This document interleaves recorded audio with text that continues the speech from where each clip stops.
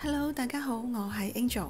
自從我哋移民咗嚟台灣之後，好快就擁有一個屬於我哋同3隻貓嘅安樂窩。呢個安樂窩就係我哋屋企啦。但其實除咗呢個屋企，喺去年開始我哋都多咗一個隱藏版嘅私人空間，就係我哋架車啦。點解會話我哋架車係私人空間呢？因為只要關上車門，呢一片小天地就係完全屬於我哋噶啦。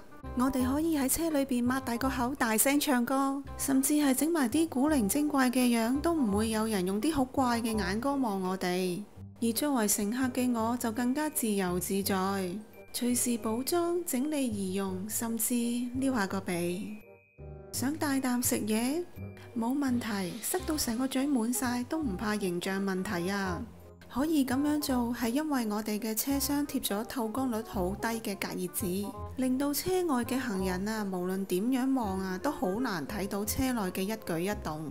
但係咁樣嘅隱私享受似乎都即將走入歷史啦。因為台灣交通部最近宣布，計劃對長達50幾年都未納管嘅汽車隔熱紙透光率制定一個安全標準，而規定一般汽車前擋風玻璃透光率係70%，前側窗35%或70%，後側窗係35%，後擋風玻璃35%或不規定。計程車就係前擋風玻璃同埋前側窗透光率70%，後側窗透光率35%。預計今年6月公布首個隔熱紙透光指引，12月完成檢測儀器操作教育訓練，建立透光度檢測標準作業程序，更強調人命比隱私更重要。咁睇嚟，我哋嘅行動秘密基地都要逐漸透明化啦。其實呢一項嘅規範就並非台灣獨有嘅，美國、加拿大、英國、歐盟同日本嘅汽車前擋風玻璃透光率最低標準都要喺70% 以上。換句話講，今次立管隔熱紙不僅關乎安全，更代表台灣逐步同國際標準接軌啦。雖然我幾中意車裏邊嘅私密空間，但老實講，低透光率嘅隔熱紙確實係會影響行車安全嘅。好似夜晚喺一啲燈光唔足夠嘅路段揸車，或者遇上落大雨、濃霧呢啲惡劣嘅天氣，即使開咗頭燈，但視野都仍然好暗。揸車嗰陣時難免都有啲不安嘅。況且隨住年齡嘅增長，視力都會逐漸退化。喺夜晚或者低光嘅環境之下，辨識物體嘅能力都會下降。咁確實係會影響駕駛安全嘅。仲有，雖然車廂貼咗深色嘅隔熱紙係可以帶嚟更高嘅隱私性，但從心理學嘅角度嚟睇，咁有可能令到駕駛者因為不被看到而降低咗自我約束，從而做出一啲更危險嘅駕駛行為啦。今次嘅新法規嘅另一個關鍵點就係更換隔熱紙嘅成本啦。有業者表示啊，全台大約有90%嘅車都需要更換隔熱紙啊。而每架車嘅費用啊，可能會落喺2萬到5萬蚊之間，而且透光率越高嘅隔熱紙，通常價格都會越貴嘅。相信有部分嘅車主都開始擔心呢一筆錢係咪真係要自己咕一聲吞咗去呢？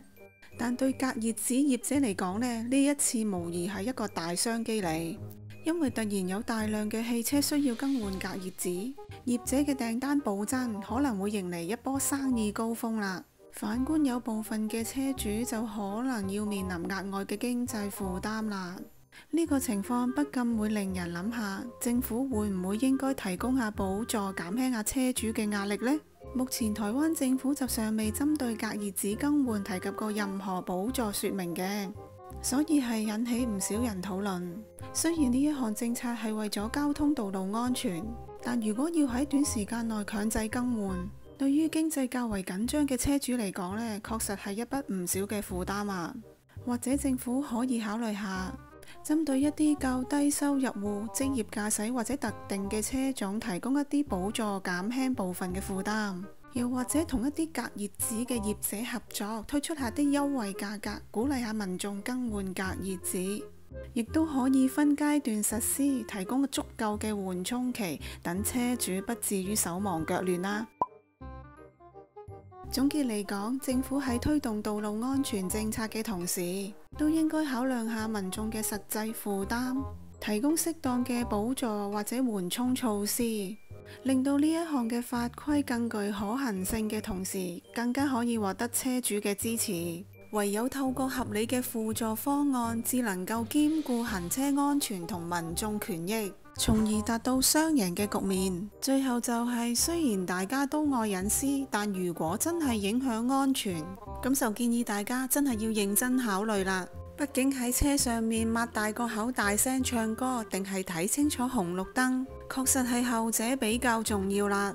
呢一集我分享就到呢度。如果你喜歡呢條影片，唔記得點讚同埋訂閱我哋嘅頻道，同埋可以分享俾你嘅朋友，亦都歡迎留言話俾我知你對今次嘅主題嘅睇法。下次再見，拜拜。